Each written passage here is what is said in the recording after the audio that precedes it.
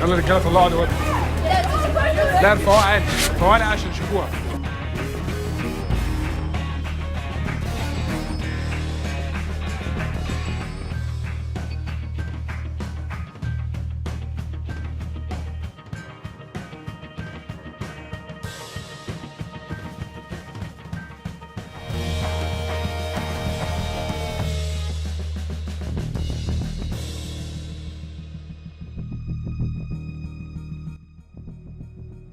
مش لازم تخلص كده يا حازم، اعترف بينا مهندسين ووفر كل الدم اللي هيجري. تعرف يعني ايه ستراكشر؟ عمرك سمعت عن السويل؟ الفيزياء يا سيدي. خلي بالك احنا عددنا اكبر وهناخد الكليه منكم.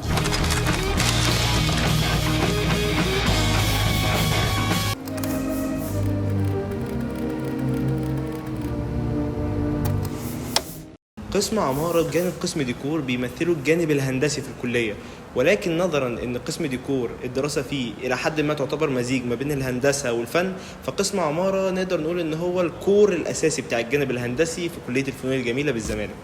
لاي حد في ثانويه عامه وحلمه ان هو يخش هندسه يدرس عماره، اي حاجه في هذا المجال الممتع الشيق الجميل جدا اللي هتكتشفه بعد ما تخش يعني ان شاء الله. ومجموع ما جابش هندسه ولا هندسه اقاليم ولا اي حاجه، هتلاقي بتتفتح قدامك سكك واختيارات مختلفه بعيدا عن اللي انت كنت عايزها. وسكه من السكك دي هتلاقيها فنون جميله. ايه فنون جميله دي يا جماعه؟ انا والله علم رياضه ما اعرفش. يقول لك فنون جميله فيها قسم عماره، ممكن تخش تدرس، بس بعد ما تخش تكتشف ان عماره بتاعت فنون جميله احسن بكتير وممتعه. وبقى انا مش هبالك الكليه، انا هبالك الكوميونتي، يعني المجتمع اللي انت بتتعامل معاه، الفرص اللي بتفتح لك. يعني انا شخصيا كحازم، انا ما كانش في دماغي ولا عماره ولا اي حاجه من الكلام ده، بالعكس انا كنت سايبها على الله يعني. بس المجتمع والناس اللي اتعرفت عليها فتحت لي سكك في حاجات مختلفه. ماشي. قسم عماره احنا بندرس الهندسه المعماري، بندرسها في 5 سنين. هي بتبقى زيها زي هندسه بالظبط، بس الفكره بقى والاحلى في ده انه احنا بندرس، يعني احنا بيبقى كل شغلنا عملي اكتر، مش بيبقى عندنا نظري كتير. فدي بصراحه اكتر حاجات بتميز القسم هنا يعني. مش عايز اقفز لاستنتاجات كبيره زي ان قسم عماره خالي من الجانب الفني، ولكن خلينا نقول ان هو بيطغى عليه الى حد كبير الجانب الهندسي، وبيبرر ده حكر قسم عماره على طلبه علم رياضه فقط، لان مفيش حد غيرهم يقدر يقدم في قسم عماره، ولان طلبه قسم عماره لما بيتخرجوا ما بيندرجوش تحت نقابه التشكيليين زي باقي طلبه فنون جميله، ولكنهم بيندرجوا تحت نقابه المهندسين زي باقي طلبه هندسه. زي ما بتدرس العمارة من منظور فني، برضو بتدرس الفن من منظور معماري. يعني انت كطالب في الاول وفي الاخر هتسلم مشروع عمارة، بس انت فنون جميلة برضو، فبيبقى عندنا اهتمام اكتر بحتة البرزنتيشن بتاع اللوحة بتاعتك، الالوان، ان انت برضو يبقى عندك باليت الوان. انت في الاول وفي الاخر عمارة، بس انت طالب فنون جميلة. ماشي، لان هو اصلا في اغلب يعني دول العالم وكده هم بيبصوا للعماره دي على انها فن ومن ارقى انواع الفن، مش انها هندسه. حتى في اغلب الجامعات هو بتبقى اسمها كليه العماره، ما بتبقاش تحت مسمى هندسه. يعني احنا هنا في مصر اللي بتلاقي هندسه تحتها اقسام كتيره منها عماره، لكن هي في الاصل اساسا هي كليه مستقله بذاتها غير هندسه. بالتالي ده كان سبب منطقي جدا انها تبقى موجوده في فنون جميله، وهي اصلا موجوده. يعني انا سمعت حد من الدكاتره كان بيقول ان هي كانت في الاساس في مصر اول كليه عماره هي في فنون جميله هنا، وبعد كده دخلت هندسه. عمارة هو الفن الوحيد، او ممكن يكون في فنون تانية قليلة معاه، اللي بتسمح لك بان انت تعيش وتتعايش مع الفن ده.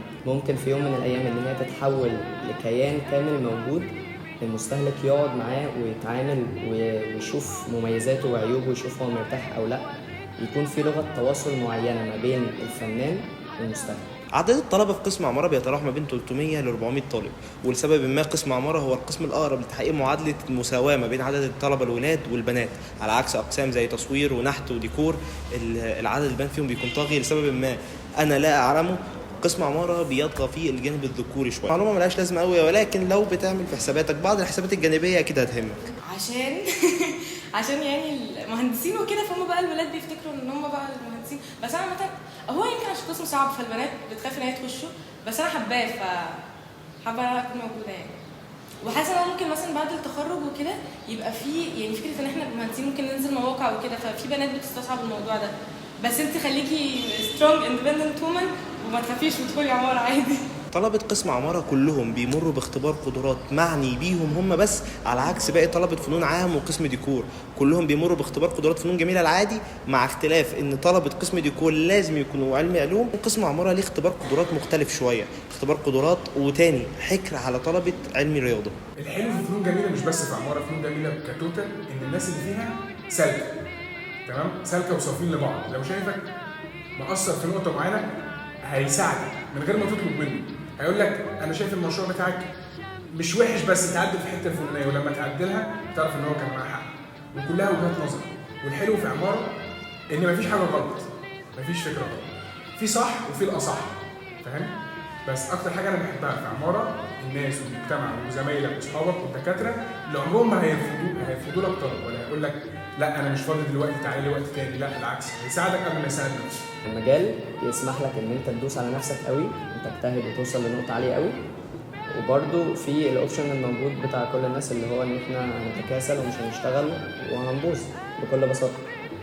انت لو وصلت لحد هنا تبقى معقد نفسيا وما عندكش حياه، ولو وصلت لحد هنا تبقى طالب فاشل دراسيا، دي اكيد مش حاجه كلنا حابينها. بطارتك انك تحافظ انك تكون قريب من هنا قوي، بحيث ان انت تبقى طالب عماره مش مهندس بتذاكر، وفي نفس الوقت تبقى متراجع شويه خطوات بحيث ان انت تقدر تمارس انسانيتك بشكل طبيعي. اكتر حاجه حلوه في القسم ان هو عملي، يعني انا ما بحبش اقعد اشوف او اذاكر حاجات نظري كتير، في جزء نظري وكل حاجه، بس العملي فيه بشكل واسع قوي.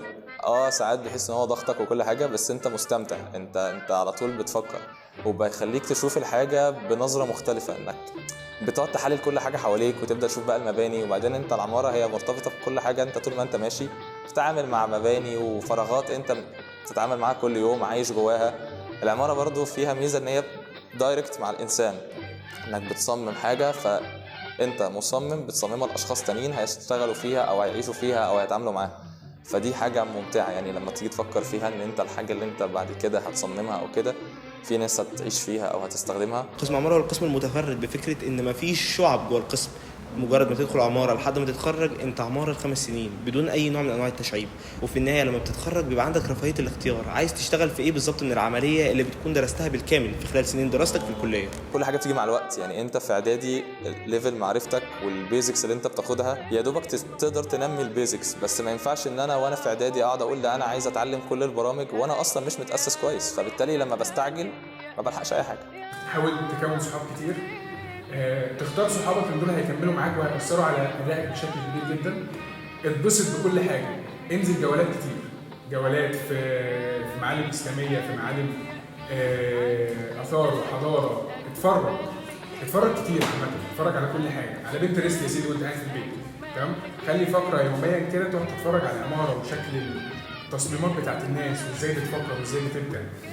واخر حاجه اهم حاجه انبسط بكل لحظه جوه جدران فنون جميله عماره، لان دي هتشكل شخصيتك في الوقت. قسم عمارة هو احد الركائز الاساسيه لاي كليه فنون جميله في اي فرع من فروعها، ده القسم اللي بيخرج مهندسين، واحنا كلنا مهندسين بس لازم نراضيهم يعني.